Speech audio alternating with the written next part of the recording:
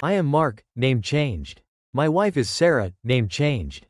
And we have an adorable daughter named Lily, name changed, who was about 7 years old at the time. We lived in a normal, peaceful suburban home near Lake Oswego, Oregon in 2021. Our life was quite simple and happy. Lily loved dolls. One weekend, while browsing through an antique shop in Portland, I came across a small doll. It was an old cloth doll, quite simple looking, perhaps from the 1950s or 60s. Its face was made of fabric, slightly faded, with button eyes made of black buttons. It wore an old, faded dress. There was something about this doll that caught my eye. A strange feeling, but I thought it looked quite unique and would be an interesting gift for Lily. I bought the doll and brought it home. Lily was very happy to receive it. She named it Rosie. Rosie quickly became Lily's new favorite toy, placed sitting on her bed, or on a bookshelf in her room. The first few days passed normally. Rosie was just an old doll. But after about a week or two, we started noticing strange things. Sometimes, when walking past Lily's room, I would see Rosie sitting on the bookshelf, but her posture was slightly different from before. Sometimes, Lily said Rosie fell over from the bed or shelf, even though she seemed to have placed it in a stable position. Sarah and I didn't think much of it, assuming it was due to the house settling or Lily moving it and forgetting. However, the strange feeling about Rosie began to emerge. Sometimes, when alone in Lily's room, I felt as if someone was watching me, and that gaze seemed to come from the doll. Rosie, sitting on the shelf, a fleeting cold sensation when standing near it.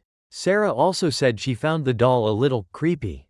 The small signs about Rosie continued, adding to our unease, especially for Sarah. The doll was sometimes found in slightly stranger places, on the sofa downstairs, on the bottom step of the stairs, or even sitting on the dining table in the morning, even though we were sure Lily hadn't brought it down the night before. Lily started saying things that worried us a little. She said Rosie walks by itself when no one is there, or Rosie talks to her in a very quiet voice. We tried to explain to her that it was just a child's imagination, but inwardly, we were a bit worried. One Sunday, our family decided to go to an outdoor festival in town. Before leaving, we had checked the house carefully. We had installed a home security camera system in the living room, mainly to watch Lily when she was home alone with a babysitter, though not often. The camera was placed in a corner of the living room, overlooking the main area downstairs. While sitting at the opening ceremony of the festival, my phone suddenly received an alert, motion detected inside.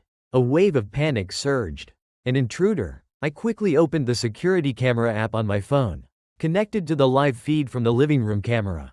The screen showed an image of the empty living room, looking normal. I breathed a sigh of relief.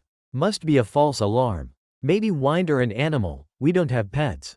But as I was watching the phone screen, the image on the camera suddenly drew my attention to a spot on the coffee table in the middle of the living room, where we remembered seeing Rosie sitting when we left.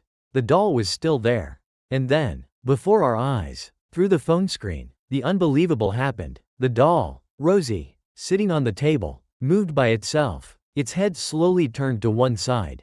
Then, its cloth body seemed to twitch or lean, and it rolled off the table onto the floor with a small thud that I could hear through the camera's audio. The movement was completely deliberate, not caused by wind or vibration. It was purposeful movement. My heart felt like it stopped. Sarah and Lily looked at the phone with me, all three of us frozen in place, our faces utterly shocked. Sheer terror welled up, icy cold to the bone. The doll, it had moved by itself. The incident with the security camera shattered all our skepticism. Rosie was not a normal doll. It had moved by itself. And we had undeniable proof. We immediately rushed home from the festival in a panic. When we got home, everything was as we had left it. Except for Rosie. The doll was lying on the living room floor, right beneath the coffee table, exactly as we had seen in the final camera image. I picked up the doll. It was unusually cold, and the feeling of holding it was very unsettling, like holding something that wasn't just cloth and stuffing. Now we knew that there was something scary in our house, and it was connected to this doll. The haunting escalated quickly, focused on Rosie and Lily's safety. Rosie no longer just moved when we were away. We started catching glimpses of it moving when we were in the room. Sometimes, while talking to Sarah, I would look at the corner of the room and catch a glimpse of Rosie's head on the bookshelf tilting slightly. Sometimes, walking past Lily's room, I would see Rosie sitting on her bed, and feel as if it had just turned to look at me. Sounds began to emanate from Rosie. Very faint rustling sounds when it moved. Sometimes, when the house was quiet, I heard a light clicking sound like buttons hitting each other. Most terrifying was the laughter. Very faint, high-pitched laughter, sounding like a child's laughter, but carrying a ghostly, chilling tone, seemingly coming from the doll itself. Lily became extremely afraid of Rosie. She wouldn't sleep with it anymore. Wouldn't go near it. She said Rosie watches me when I sleep. Rosie whispers scary things into her ear. Lily cried and begged us to throw the doll away. Seeing the fear on our daughter's face, our own fear increased exponentially. This doll was targeting our daughter. We tried to find out about Rosie's origin. Went back to the antique shop. Asked the shopkeeper about its history. He didn't know much. Just said it was part of a collection of old toys bought from a house. We searched for information about similar types of dolls. Researched stories of haunted dolls. Rosie's targeting of Lily turned our fear into panic. We no longer allowed Rosie near Lily. Putting it in a box and placing it in the attic. But that didn't work. Rosie still appeared. Somehow, it got out of the box in the attic and reappeared in the house. Sometimes it was found under our bed. Sometimes it was sitting on the sofa in the early morning. And most horrifying were the times we found it in Lily's room. Sitting on her bed, staring at our sleeping daughter. Rosie's black button eyes, which were just inanimate decorations, now seemed to look directly at us. They carried a strange expression, sometimes blank, sometimes looking with a terrifying curiosity, and sometimes, as if carrying anger or jealousy. The laughter from Rosie became clearer and more frequent. Whispers calling Lily's name, coaxing her to come play, or leave mommy.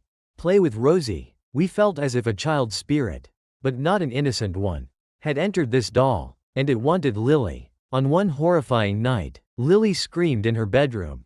We ran in, found her sobbing uncontrollably, pointing at the bed. Rosie was sitting there, not just sitting, but slightly leaning towards Lily, its black button eyes fixed on our daughter. And a ghostly giggle came from the doll. Lily said Rosie had tried to pull her blanket, tried to touch her. In that moment, we knew we couldn't keep this doll in the house for another second. It was a real danger to our daughter. Mark picked up Rosie, the cold, strange feeling from it transferring to his hand. The doll still looked the same, but now, it was the embodiment of a nightmare. We decided we had to destroy it. Burn it? Smash it? Should we take it far away and discard it? Fear made it hard to think clearly. Finally, Mark decided he would take it far away and discard it somewhere no one would find it. The story ends as Mark drives away in the dark of night, carrying Rosie, hoping to end this haunting, but looking at the box containing Rosie on the passenger seat, with the coldness radiating from it. I wasn't sure if getting rid of the vessel would be enough to destroy the spirit within. Would the haunting follow Rosie to another place? Or would it find a way to return to our house? To find Lily? The fear of the haunted doll. Of the image of Rosie moving by herself on camera. Of its ghostly laughter and terrifying black eyes. Will haunt our family forever. Rosie's eyes saw us, and we saw its terrifying nature. This story is true. It is what our family experienced. It taught us that sometimes, seemingly harmless old objects carry dark secrets and trapped spirits, capable of turning a normal life into a nightmare. If the story of the doll that moved by itself and the security camera sent chills down your spine.